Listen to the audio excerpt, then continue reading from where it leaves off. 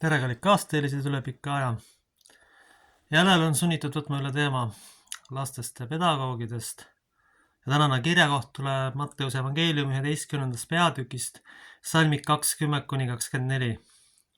Siis hakkas Jeesus hurjutama neid linnu, kus kõige rohkem oli sündinud tema vägevaid tegusid, et nad ei olnud meelt parandanud. Häda sulle Korasin, häda sulle Betsaida, sest kui Tüüroses ja Siidonis oleks sündinud need vägevad teod, mis teie juures on aset leidnud, kui nad oleksid ammugi kotiriides ja tuhas meelt parandanud. Ometi ma ütlen teile, Tüürosil ja Siidonil on kohtupäeval hõlmsam põli kui teil. Ja sina, Kapernaum, kas sa arvad, et sind ülendatakse taevani ja sind tõugatakse alla põrgusse, sest kui Soodomas Gomorras oleks sündinud need vägevad teod, mis sinu, siis ta oleks püsinud tänini. Ometi ma ütlen teile, Soodomal on kohtupäeval hõlmsam põli kui sinul. Aamen. Tähendab, mõned tüübid, kes on hakanud pedagoogiks, arvavad, et nad on issandad jumalad. Tahavad lapsi ähvardada, vanematega manipuleerida ja teha, mida iganes pähe tuleb. Käituda kui psühhopaadid ja terroristid sisuliselt. See on kohutav. Turvamees laseb lapsed varem klassi ja siis kuuleb hiljem laste käest, et selle asja eest võib ilma õpetajate loota kriminaalasja saada. Kuule, kas teie psüühika on ikka korras? Olles aastakümneid õpetaja olnud, kuidas te üldse selle peale tulete? Te arvate tõesti, te võite kõike endale lubada. Probleem on väga lihtne. Teil ei ole jumalad. Teie arvate, teie olete jumal. Ja võite kogu maailma puua, kästa ja lasta. Tegelikult te teenite kurjust otseselt sellega. Kui peaks tulema sealtpoolt kas või üks samm selles suunas minu vastu kriminaalasja algatada, siis mina ei jää vastuseta. Sellepärast selline ebaõiglus ja lollus ja harimatus vaatab igalt poolt ühiskonnast vastu. Totaalne inimlikkuse puudumine. Nagu ma eelnevalt videos ütlesin, ei tohi teatud rahvusesindajad lastega tegeleda. Sellepärast, et neil puudub humanitaarne mõtlemine. Nad võivad omandada pedagoogilised võtted ja teadmised, aga just sellistes olukordades, mis on raamist väljas, lööb välja nende tegelikult tehnilise mõtlemise olemus. Neil puudub mõistmine, arusaamine, kõike saab šablooniga mõõta. Et kõik inimesed ei ole kurjategijad, pigem on siin küsimus selles, et mõnel on lihtsalt nii suur ego, ja ta ei suuda taluda, keegi natukenegi tema vastu astub ja siis kurjustab ja kõiki sõimama kokku. Ma hoiatan, proua pedagoog. Te peaksite kas ühe sammu minu suunas tegema, mis ei ole seaduse kohane. Mina vastuseta ei jää. Me ei tea, kui palju seda ebaõiglust seal toodetud on. Me ei tea seda. Kõigepealt tuleks inimestel meelt parandada. Siin ei ole mitte midagi teha. Kui me ei taha hakata sattuma korduvat olukordadesse, kus iga asja pärast tuleb kasutada ametivõimude abi, siis tuleks meelt parandada. Sest praegune olukord on äärmiselt kriitiline ja tegelikult ka vaimselt ohtlik.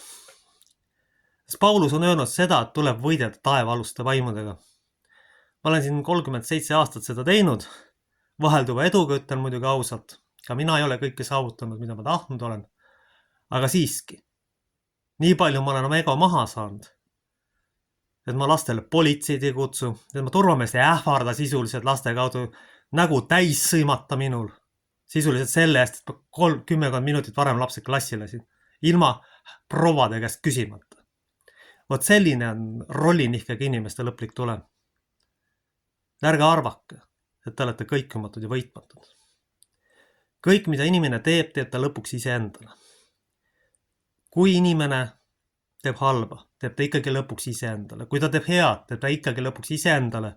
Ja selline käitumine lubamata sellises demograafilise katastroofi olukorras, kus sisuliselt lapsi varsti ei ole. Sisuliselt ei ole varsti lapsi. Kus ülinõudlikkus ja uskumatu totter orjadeks kasvatamine on ületanud ammu juba kõik piirid. Selline süsteem ei päde, selline süsteem ei toimi. Antud rahval ehk Eesti rahval ei ole võimekust tegeleda inimestega kahjuks enamikul juhtudel. Ja me ei saa selles neid süüdistada, neil see talent puudub. Lihtsalt tuleb panna õiged inimesed kohtadele. Alles kriisi olukorras me saame aru, milline situatsioon on või kes me oleme. Kui me tahame minna mingit ametid õppima, siis kindlasti peaks olema prooviastad. Et me oleme inimesega, viime näiteks laste juurde või nii edasi, et kuidas ta hakkama saab. Ise ma selleks, et üldse julgeks minna teoloogiat õppima. Tegin 6 prooviaastat ühe pastori juures, kellele ma olen äärmiselt tänulik, et ta viitsis mind kannatada. Ja siis ma alustan minna. Miinimum 2 aastat peaks olema pedagoogi prooviaeg ja üldse, kui ta seda ala õppima läheb. Sest see on amet, kus on palju kriise, kus tuleb võtta vastu otsuseid, mis ei meeldi, kus on palju raamist väljas situatsioone ja kus tuleb teha palju piiripealseid otsuseid. Ja loomulikult peaks see toimuma vanema ja kogenud mentori käe all, kelle staaž on vähemalt 20 aastat. Miinimum 20 aastat ja saab oma tulevasele noorele kolleegile jagada kogemusi. Sest see on äärmiselt keeruline ja äärmiselt raske amet.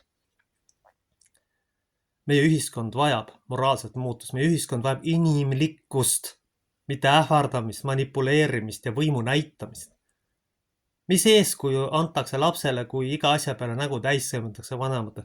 Kui vanemad omakorda sellepärast, et arvavad, et keegi rollinihkega tädi on issand jumal oma lapsi sõimavad. Me sellist ühiskonda tahamegi või? See on kohutav lihtsalt vaadata. See arengutase on kukkunud viimasesse auku. See ei ole võimalik enam mitte midagi päästa. Siin ainuke asi, mis aitaks, on nooremale põlvkonnale inimlikkuse õpetamine.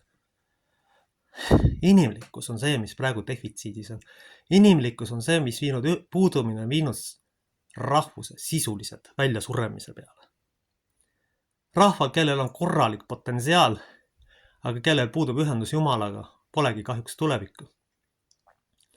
Me peame sellega arvestama. Kahjuks niimoodi lihtsalt on. Ja me ei tea, millega see lõpuks lõpeb. Üks on selge, et kui meeleparandust ei tule, siis sureb see geen välja täielikult ja Eesti rahva geneetika ja kombed muutuvad museaaliks 2-30 aasta jooksul. Keelt võib-olla mõni aasta, kui me räägitakse ja siis see muutub mingiks muuks keeleks. Kaob identiteet, kaob kultuur, sest lihtsalt ei ole kellegi poole pöörduda. Kellegile pole enam edasi anda. Te ei saa teha teiste rahvade esindajatest eestlasi. See on absurdne ja koomiline. Kõige absurdsem, mida ma näinud olen rändrahvastest roomadest hakata eestlastega. No kuulge. Seda ei tohi isegi mitte mõelda. Te kutsute esile konflikti ja ettearvamatu käitumise. Ega siis ugri tegelased sellest aru ei saa. Nende võim põhineb ainult hirmul, sest neid on kasvatatud lapsest saadik, et tuleb karta ja ennast surnuks töötada. Ja selle tõttu arvavad mõned sellised rollinihkega pedagoogid, ent kõikide peal see töötab. Minu peal see ei tööta.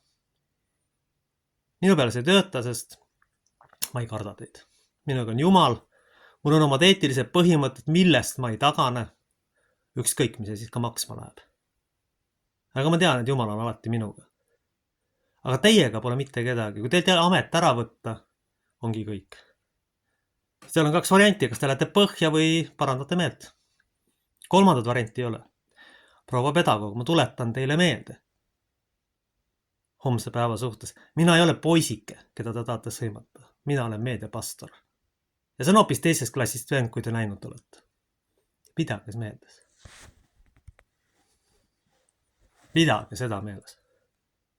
See on hoopis teisest klassist vend. Mitte mingisugune suvaline tuhvlialune.